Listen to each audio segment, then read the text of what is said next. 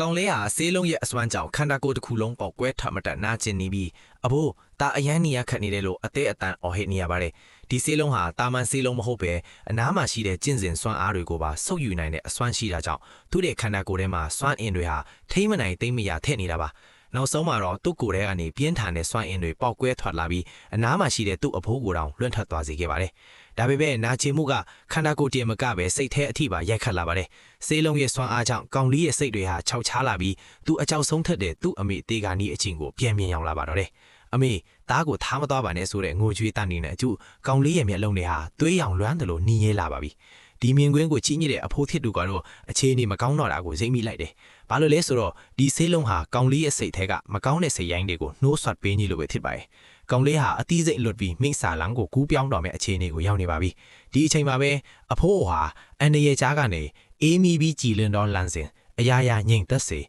စိတ်ကိုကြည်လင်စေပြီးဝိညာဉ်ကိုထိန်းချုပ်ဆန်းဆိုတဲ့ဂါထာကိုရွတ်ဆိုပြီးသူ့ရဲ့ပညာစွမ်းအားနဲ့ကောင်လေးကိုထိန်းချုပ်ပေးခဲ့ပါတယ်။အဖိုးရဲ့အကူအညီကြောင့်ကောင်လေးဟာတတိပြန်ဝင်လာပြီးအဖိုးဘာမထစ်ဘူးမလားလို့စိုးရင်တကြီးမေးလိုက်ပေမဲ့အဖိုးကတော့ကောင်လေးကိုကယ်တင်ဖို့အတွက်သူ့ရဲ့စွမ်းအင်အားလုံးကိုတုံးလိုက်ရတာကြောင့်မြေပြင်ပေါ်ကိုမေ့လဲကျသွားပါတော့တယ်။ခုတစ်ခုအတွင်းမှာတော့ကောင်လေးတယောက်ဟာသူ့အဖိုးကိုကြောက်လန့်တကြားနဲ့မိခုနေမင်းနေပါတယ်။ဒါပေမဲ့အဖိုးဖြစ်သူကတော့ကောင်လေးကိုကြည့်ပြီးပြုံးနေပါတယ်။ဘာလို့လဲဆိုတော့သူဟာနောက်ဆုံးဘဝနဲ့ယင်ပြီးကောင်လေးကိုအစွမ်းထက်လာတဲ့သွေးစီလုံးကိုအောင်မြင်စွာဆုပ်ယူနိုင်အောင်ကူညီပေးလို့ပါ။ဒီနေရာမှာအဖိုးကကောင်လေးကိုသူတို့ဂိုင်းရဲ့အထွတ်ထိပ်ပညာရပ်ထိကထောင်ကြီးခြေလိုင်းအကြောင်းကိုပြောပြခဲ့ပါတယ်။ဒီပညာရပ်မှာအဆင့်9ဆင့်ရှိပြီးကောင်လေးကအခုမှအဆင့်9အထိပဲသင်ယူရတာပါ။ရှေးလူကြီးတွေရဲ့အဆိုအရဒီပညာကိုအဆုံးစွန်ထိတက်မြောက်သွားရင်နက်ဖြီတကားကိုတောင်တခဏချင်းမှဖျက်ကျော်နိုင်မှာဖြစ်ပါတယ်။ထို့ကြောင့်ကောင်လေးကိုမင်းသားအမြန်နှုံးရဲ့ကန့်သက်ချက်ကိုကြော်ဖြတ်နိုင်ရင်ကောင်းကင်ရမှာလမ်းလျှောက်နိုင်တဲ့နတ်ဘုရားတစ်ပါးဖြစ်လာလိမ့်မယ်လို့အဖိုးကအားပေးခဲ့ပါတယ်။ဘဝတစ်ပါးတို့ကူပြောင်းကနီးမှအဖိုးရဲ့နောက်ဆုံးတောင်းဆိုချက်ကတော့ကောင်လေးစီကဆရာဆိုတဲ့ခေါ်တန်းလေးကိုတစ်ခါလောက်ကြားသွားဖို့ပါပဲ။ကောင်လေးကလည်းငိုယိုပြီးဆရာကြီးလို့ခေါ်လိုက်တဲ့အခါမှာတော့အဖိုးဟာသူ့ဂိုင်းချုပ်အမွေအနှစ်တွေကိုကောင်လေးအားအနံပြီးဂိုင်းကိုစောင့်ရှောက်ပေးပါလို့မှာခဲ့ကအေးချမ်းစွာကွယ်လွန်သွားခဲ့ပါတယ်။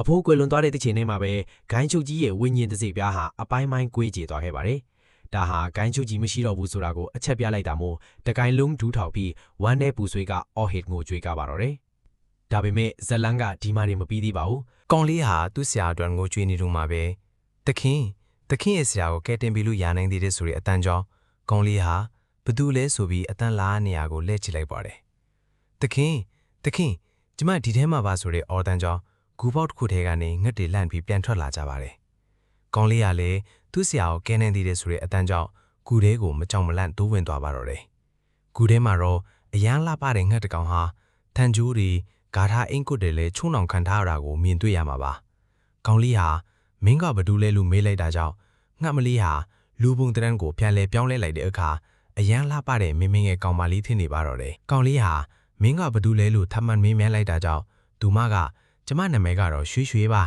ကျမဘာလို့ခုလိုပိတ်လောင်ထားရလဲဆိုတာကိုတော့ကျမလည်းမမှတ်မိတော့ဘူးလို့ပြန်လဲဖြေကြလိုက်ပါတယ်။ကောင်လေးဟာသူမနာမည်ကိုခေါ်ပြီးမင်းမှာ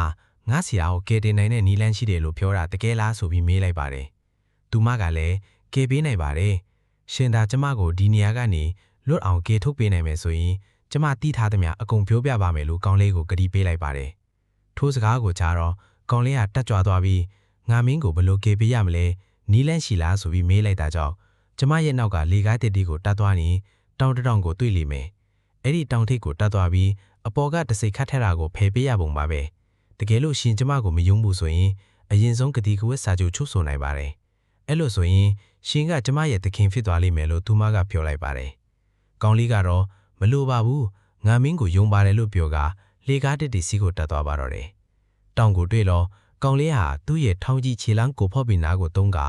ပေါ်တက်ဖို့လုပ်ပေမဲ့ပြန်လို့မရဖြစ်နေတာကြောင့်အနှဲငယ်တွေးပြီးသွားရပါတယ်။အဲ့ချိန်မှာသူမကတခင်ဒီနေရာကချိတ်ပိတ်ခံထားတဲ့နေမြေဖြစ်တာကြောင့်ဘလို့တိုင်းပညာမှာသုံးလို့မရနိုင်ပါဘူး။ဒီတိုင်းခွန်အားကိုသုံးပြီးတက်မှာပဲရတာပါလို့ရှင်းပြလိုက်တာကြောင့်ကောင်လေးကလည်းအဲ့လိုမျိုးလားကောင်းပြီလေလို့ဖြော်က